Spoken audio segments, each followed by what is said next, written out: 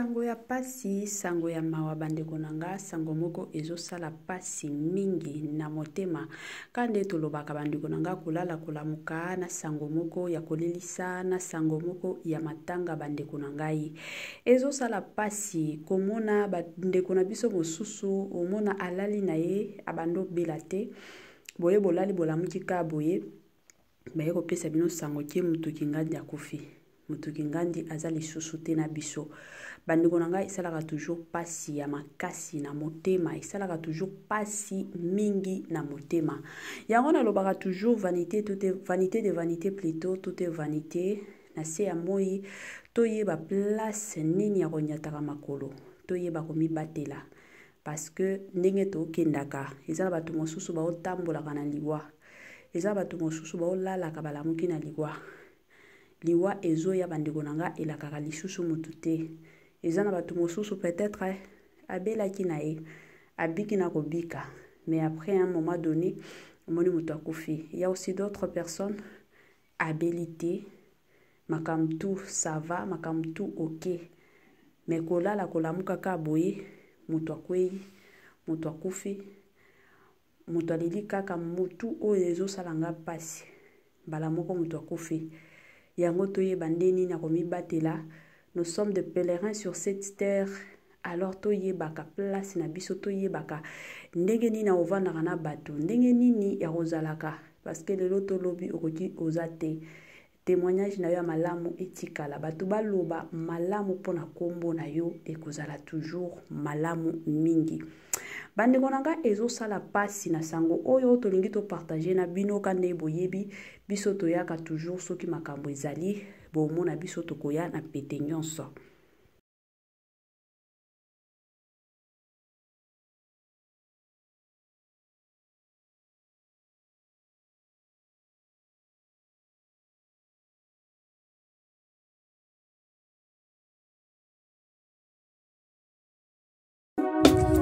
Mama 2024 Gavker to yelibino solution. Pour n'a pas problème ya trompe, fibrome, myome, kyste, règle abondante. Gavker to zalina solution. Yo oyo kota ménopause atana 65 ans na Gavker oko simba mwana. Ebongo oyo etali fertilité masculine. Ma papa to bossani binoté, faiblesse sexuelle, éjaculation précoce, insuffisance des spermes, topé agrandissement de pénis. Posaya moi si et kimayo Kimobali etelemaka bien te awa yoka yango etelemi ebongo oyo etali loposo vergeture babengi nduta bouton tache acné Gavker ba produit ya solo teint uniforme na 5 jours ya pamba oteli talendenge bimi kitoko na feti tozali na gamme complet ya kopakola ya injection ya comprimé na ya suppositoire.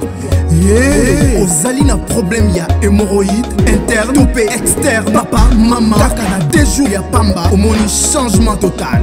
Pour la maladie ya tension diabète AVC topé obésité lobiko ezali perte de poids sans okota salle de sport kisi ya injection pe comprimé na Gavker bikalibela olingi okima suki pe mandefu ya pembe benga biso na lombango po awa tozali na solution moko durable ba produit na biso nyonso ezali 100% naturel pe esalemi na ba plante na ba industrie ya Angleterre pe Allemagne. Benga biso na numéro oyo plus 44 74 05 65 35 48. Gavker solution ya santé na yo.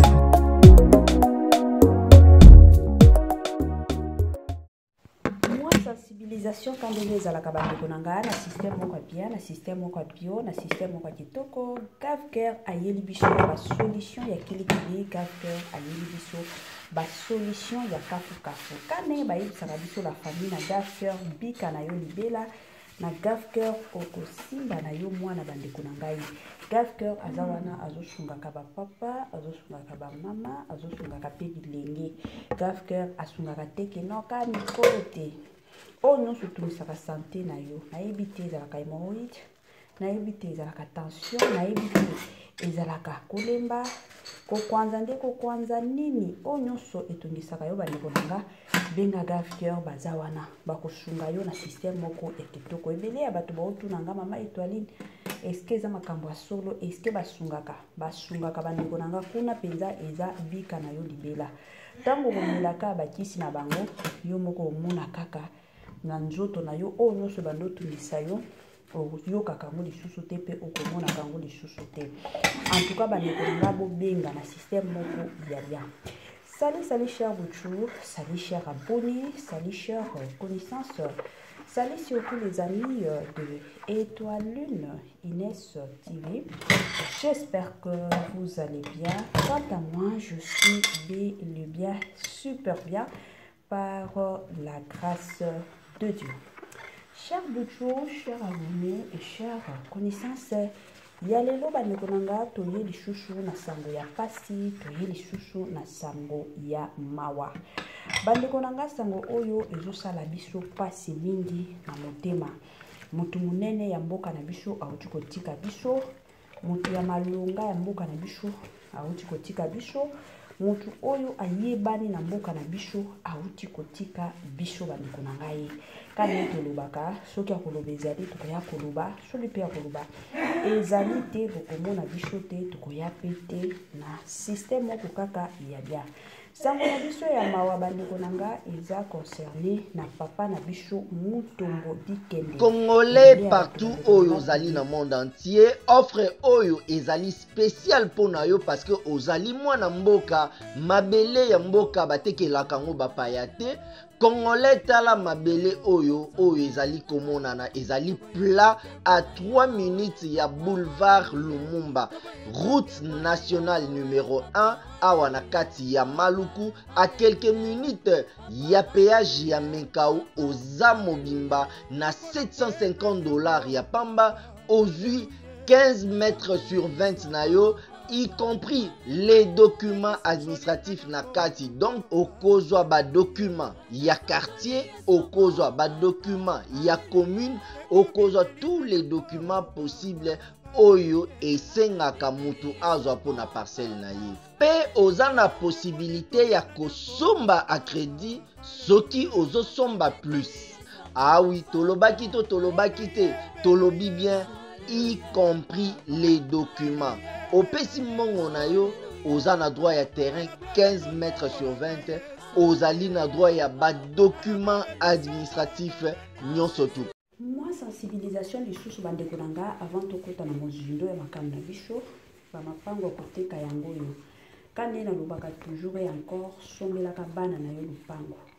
Ba papa ba mama ezalaka bien lelo zozwa ba mbongo olata olia osala ba voyage ya kilikili, mais talela pe lobi ya bana na yo ekozala malamu mingi parce que soki osombeli bana na yo lupango oyebi ke avenir ya bana na yo eza nango assuré ke bana na yo lelo tolobi oza te bana bakomi kotelingana ka ndenge masolo oyo nalingi nabetela bino bandeko na nga papa na biso ayebaki te kino lelo nde mokolo asuka na ye ayebaki te ka ndenge ezalaka aussi oplanifie ke lobi na osala boye kutu kuna na okende bongo kutu kuna na kosala boye me omoni ka moto ayala olali alamuki lobi nango baye kopesa bino sango ya pasi ke mutu kindandi akufi ezalaka bongo bamapango ye na $750 ya pamba osombeli bana na yo lupango ntango kosomba bongo oyebiki ndenge naza boye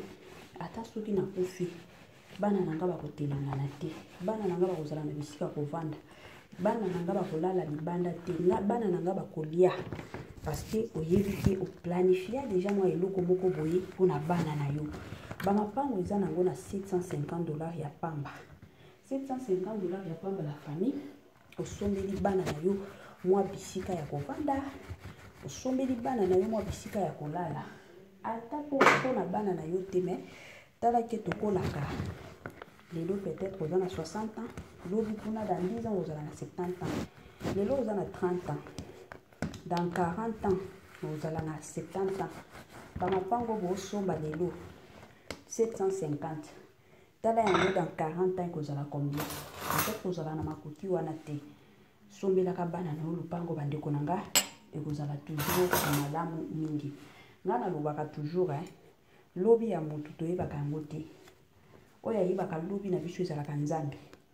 alors bandeko nanga bozwa opportunité wana osombi mikanda na yo eza wana tango osomba na mikanda mpia bapesi yo na makambo nyonso mpia bapesi yo na nini nyonso mpia bapesi yo eza mwa bongo bongisa avenir ya bana na bino bandeko nanga tozala toujours malamu mingi. Voilà, tozonga na makambo na biso na solo tobeta lelo bandeko nanga papa na biso Mutombo Dikendi ebele ya bato toyebi ye bayemba ye kutu epa ya papa na biso Jules Ntoma Mutombo Dikendi humble daisai.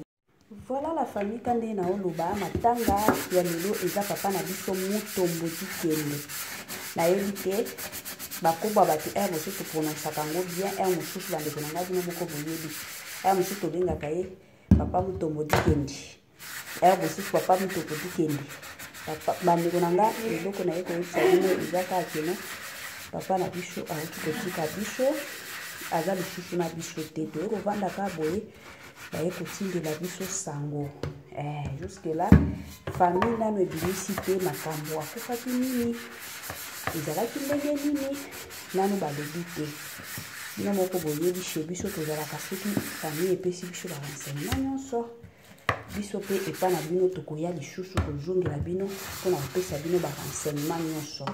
Mais pour le moment toyebaka keno papa na biso Mutombo ebele ya bato toyebi ye papa na biso molai azalaka molai makasi kutu ezalaki na bato mosusu omoni soki aza na posa ofinga motu tala molai neti motu Mutombo Dikendi la famille aza lisusu na biso te la famille aza lisusu na biso te awuti kotika biso donc ezosala pasi mingi na motema pas seulement chez biso totali mpe famille na ye totali mpe bana ezosala pasi ya makasi surtout na bana na ye ezosala pasi ya makasi surtout na bandeko oyo nyonso banyosola na ye baconnaissance na ye bandeko na nga ata biso nyonso bacongolais ezosala biso pasi ezaka sango oyo ekwei sango moko ekweli biso bandeko na nga donc esalika pasi yango nalobaki moyen avanda nango kimia eza te ekozala toujours malamu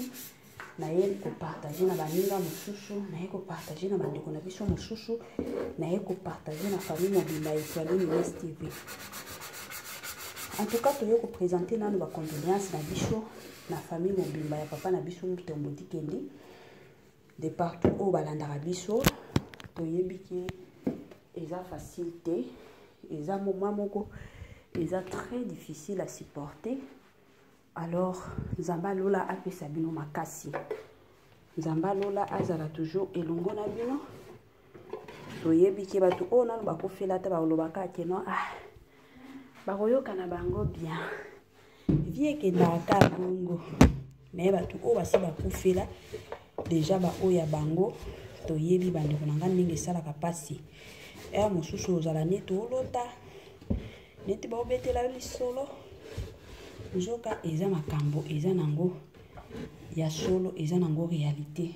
Alors toye kosenga na famille mobimba Nzamba Lola apesa bino makasi surtout ya koaffronter situation oyo kande na lobi ebele bato bamonaka kaka no ekoki kozala nango ya lokuta bakosanga na olota Nzambe ya Nzambe akonsole bino Nzambe azala toujours elongo na bino na système moko.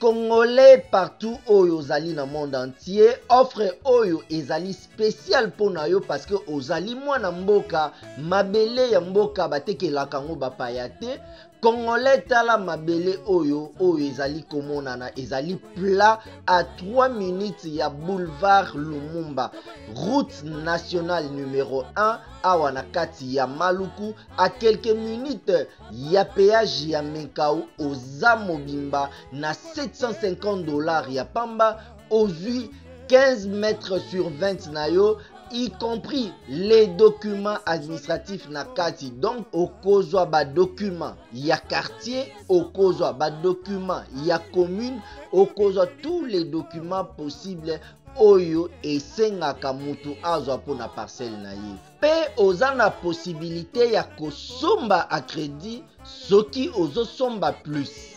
Ah oui, tolobaki te, tolobi bien, y compris les documents. Opesi mongo na yo, oza na droit ya terrain 15 mètres sur 20, ozali na droit ya ba document administratif nyonso tu.